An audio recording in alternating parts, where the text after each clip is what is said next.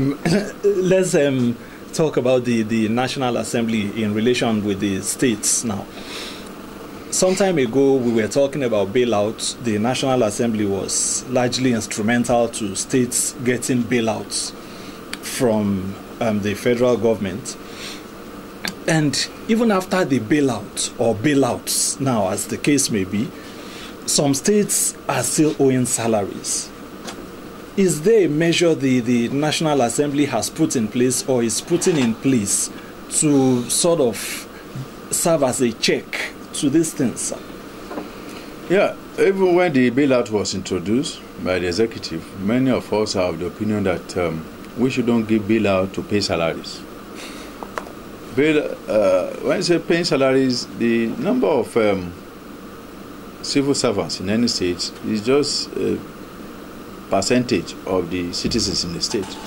Many of us believe more that the bailout should be targeted towards providing infrastructures so that every citizen of the state will enjoy it. But in the wisdom of the executive, we believe such bailout should be used to pay salaries. Even when many of us knew then that the bailouts will not be enough to pay these salaries. Aside the fact that we know that some of the governors may still divert part of the bailout. Exactly. And that is why, even when after the bailout have been paid, the National Assembly, most especially the House of Representatives, of which I am a member, raised the alarm that such bailout fund must be probed, so that all the governors should come and account, because we discovered that many states, or some states, after they have gotten the bailout, they still diverted the funds to some other areas, maybe infrastructures, probably where they know they will have control over what goes where, because you can always easily account for it if it is used only to pay salaries.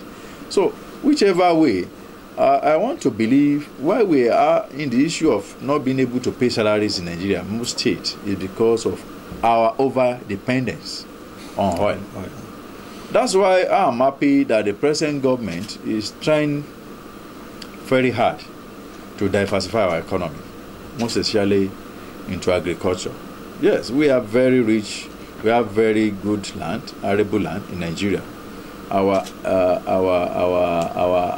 climate is very suitable to produce to produce the food that we eat in Nigeria, to be self-sufficient in terms of food. In fact, to even export many of these agricultural products. I'm very happy each time I see what the Minister of Agri and what this government especially is doing in terms of agriculture. We have, for once, shown some seriousness that we are ready to actually diversify the economy. Perhaps because we are learning our lesson in a hard way, because of the oil growth. Before, the oil is not selling more in the global market. So we are diversifying to oil, trying to raise revenue. Many people have been able to be brought into tax net and to generate more money to pay salaries and provide infrastructures to the people. So the issue of bailout fund, to me, I'm not one of the supporters anyway that the money should be used. So that's why we are still having this problem, because you saw many of the funds provided cannot even pay more than 1 or 2 months of some states. So how do you sustain it? But sir, when are we having the governors come to sort of account for it? Sorry? When are the governors, I mean, when would you have them come to account for how the funds were disbursed, especially in the cases of instances where the funds were allegedly diverted? So we have made our resolutions to the executive. It is now left with the executive to take that up. Our own is to legislate. Actually, for the good governance of Nigeria, we believe that probe is part of it. The executive should take over from there. So that will show even the seriousness of the executive to actually see how the fund is being spent. So we have made our resolutions known to the executive. It was this that people saw, look, this man, let us give you higher opportunity to serve it, because we have discovered in you that you actually have the love of your people at heart. That's why they now advise that I come out for governorship or for your state. So I have made my intention known over a year ago. We are still pursuing it, and the tag of my ambition or focus is that ìtẹ̀síwájú ìpínlẹ̀ Ọ̀yọ́ ṣe pàtàkì. That is Ọ̀yọ́ must actually move on. Ọ̀yọ́ must continue to develop. Ọ̀yọ́ State has been rated, we pride ourselves to be the pace-setter state. Each time I want to introduce myself, either on the floor of the house or any committee member, I will say, I'm Honorable Hon Dada Awoleye, representing Ibadan North Federal Constituency from the pace-setter state of Oyo. But some will ask, are you really setting the pace? Are we living the old glory? It's a mixed feeling. We have a lot of things that we should not let it die. Why people call us the pace-setter state, we have mentioned it. It is only in Ibadan or in Oyo State that we have the first skyscraper, the first premier university, the first television station in Africa. Yes. So such a state must continue to provide such leadership role. People, if you tell people Ibadan, capital city of Oyo State, is the capital or the political capital of Nigeria, or if you come home, the political capital of the Southwest. So if we have all those, we must not let it die. Such legacies, we must continue to build on it. To develop, in fact, give people of Oyo State what they have never actually witnessed in terms of development. We are talking about the economy of Nigeria that is, we are having downturn. We must look inward. A lot of things. We have a robust economy if we harness the resources.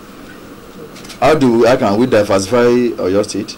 How can we raise the educational standard of Oyo State? How can we improve the health system? Everything is in my agenda, which I've mapped out for Oyo State. These are practical things which I've mapped out. How can we also use agriculture as Nigeria is doing? Oyo State is one of the states that have a large surface area of arable land, a large expanse of arable land. Oyo State, we are lucky for that. Go to Okyogun, go to other Ibadan cities. We have good land that we can use to cultivate and also even be self-sufficient in Ogun State. In Oyo State. We go to our Okyogun. Perfect. We have a very good arable land that we can use to diversify into agriculture. So our education system, we need to improve it. We need to continue to improve on it. The health system, the various, most especially my own area that my own campaign is going to focus on is vocation training. How to be self-employed, because we are forcing even the state civil servants. Many states of in the country are not able to pay salary. So we are going to focus more on vocation training. How people will be self-reliant is very, very key. And in fact, I say in my own government, it's only you that can have anything to do with agriculture that will continue to get jobs under that government. Agriculture, we must all go back to the farm. I'm also investing very widely in agriculture now, in farming, because that is just not two way to eat. The oil that we've all been depending on, we all know the glut in the global market. So contesting for the governor of Oyo State is not just something that was taught today. It is something that I really mean to do, and it's something that I really mean to provide for the need of the people of Oyo State. I have discovered one thing: people, citizens of any state or country, don't mind whatever you are doing with your government. What they want is to provide them the basic needs they want. Yeah. Housing, food, if you have food to eat, and if you are medically sound. Like under my own government, if eventually elected by the people of Oyo State, like one very important thing that I need to do in the health sector is to provide mobile clinic. We used to have it in those days. Those in remote areas that people have some big trucks that people, we have doctors, we have nurses. If you have emergency, I want to make sure the people of Oyo State are health-wise, they are sound. not walking so many distances before you get healthcare delivery. So a lot of such have been highlighted in my agenda. Skill acquisition, vocation is very key. Because I myself am an electronics engineer, so I know what I'm saying. If you can feed yourself every day. It's really you will not be hungry. You and your family will be able to sustain to that. So it's just the race is ongoing, and I can tell you, just like I told my Oga sometimes ago, Abiola Ajimobi, I said, Oga, as a Kosheleri of your state, of you, as you are leaving the stage in 2019, the Kosheleri that happened to you in 2003, Alhaji Lam didn't actually handed over to Senator Ladoja. If you remember, he sent somebody. In 2007, Senator Ladoja didn't handed over to Alao Akala. In 2011, Alao Akala did not hand over to Ajimobi. He sent somebody. But I said, Oga, what has never happened in the issue of royalty will also happen in May 2019, when Abiola Ajimobi will be handing over the mantle of leadership to Hon Dada Awoleye. So that will happen by God's grace.